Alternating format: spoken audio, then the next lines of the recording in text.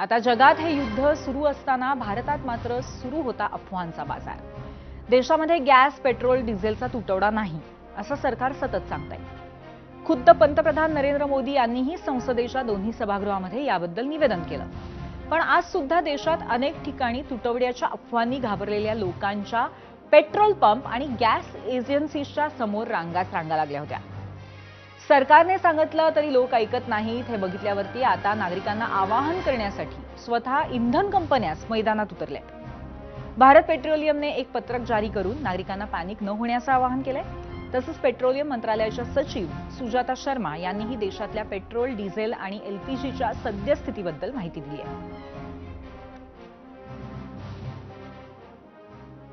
LPG के संबंध में यहाँ पर भी कोई डिस्ट्रीब्यूटरशिप पर कोई ड्राई आउट नहीं है।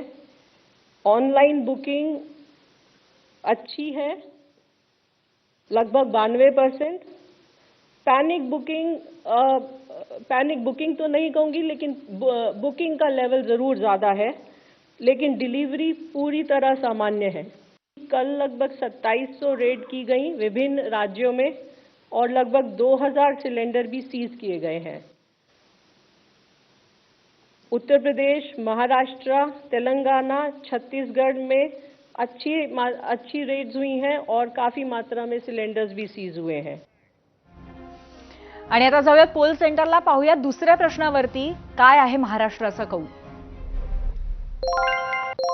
अमेरिकेचे अध्यक्ष डोनाल्ड ट्रम्प हे इराण समोर हतबल झालेत असं वाटतं का? 20,000 मतं आली आहेत आणि 80% लोक तर म्हणतायत हो